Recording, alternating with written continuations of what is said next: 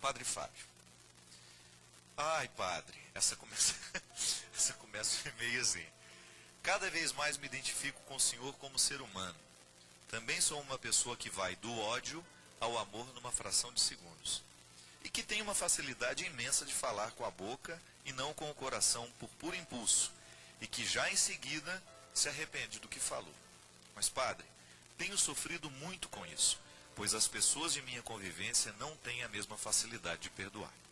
Já cheguei a pedir a Deus para me calar, rezo, luto, insisto, persisto, juro que vou ficar quieto em determinadas situações em que meu ponto de vista pode machucar, mas quando percebo, pronto, já falei, já machuquei, já me arrependi, já estou chorando. Será que tem que haver... Isso aqui eu não vou nem falar, porque eu não acredito nisso. Ela está achando, será que é o signo da gente? O que o senhor acha? Andréia Tortelli. Minha filha, tem gente que acredita em signo, eu não acredito não. Acredito em outras coisas. Veja bem, nós não podemos nos justificar o tempo todo e nos esconder naquilo que a gente já sabe sobre nós. Quando a gente reconhece que nós somos difíceis e que a gente vai do ódio ao amor numa fração de segundos, o reconhecimento disso tem que ser para a nossa mudança. Às vezes a gente se justifica e se acomoda dizendo, eu sou assim. Não queira, não morra com seus defeitos. Faça um esforço ainda superior para que isso possa pelo menos diminuir dentro de você. Eu lá enfrento os meus demônios todos os dias, as minhas dificuldades comigo mesmo, e eu tenho pedido muito a Deus essa graça de não machucar com a mesma intensidade que eu machucava no passado. Que eu vou machucar vai ser inevitável, porque eu não estou morto, eu estou vivo, eu estou estimulado o tempo todo, a vida me estimula, as pessoas me estimulam com seus comportamentos, às vezes agem de maneira injusta diante de mim, me tratam com desrespeito, eu não tenho como não reagir.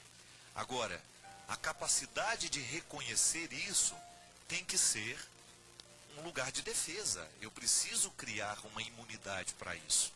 Eu preciso criar um espaço onde eu me sinta pelo menos protegido para não continuar com as facas nas mãos.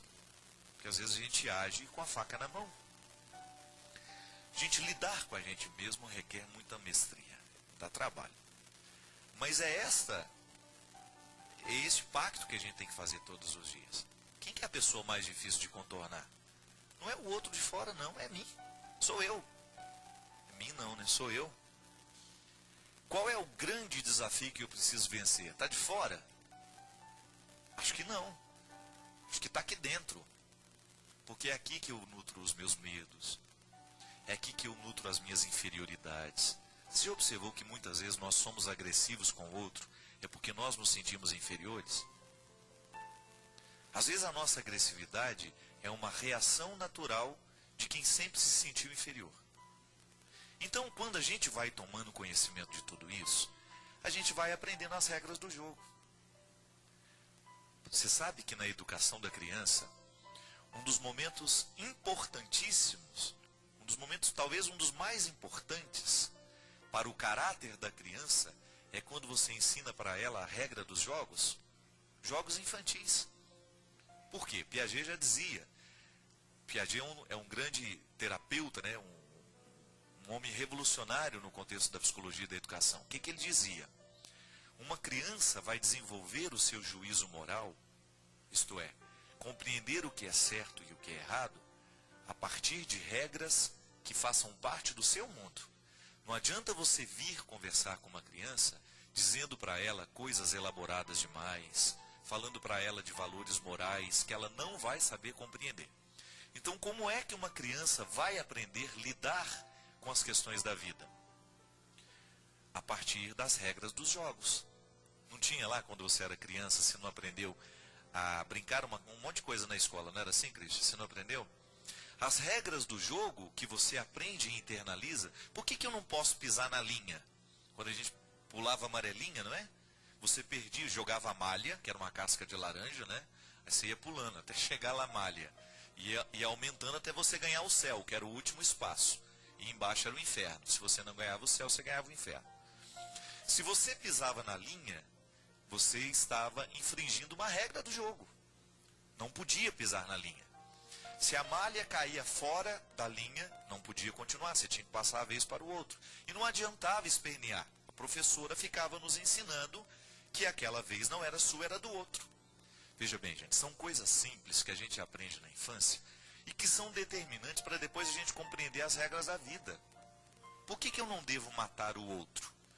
Um dia, esta regra, não mate o seu coleguinha, me foi ensinada de maneira simples, através de um jogo de amarelinha, através de um jogo de dados, através de um jogo de cartas simples, né? Tem que esperar a vez do outro, tem que fazer isso, tem que fazer aquilo. Então, todas as regras que nós aprendemos na infância, elas nos ajudam a conviver com a gente também, não é só com o outro. O desenvolvimento do juízo moral não está apenas para a gente aprender a respeitar o outro, mas é também para a gente aprender a respeitar a gente.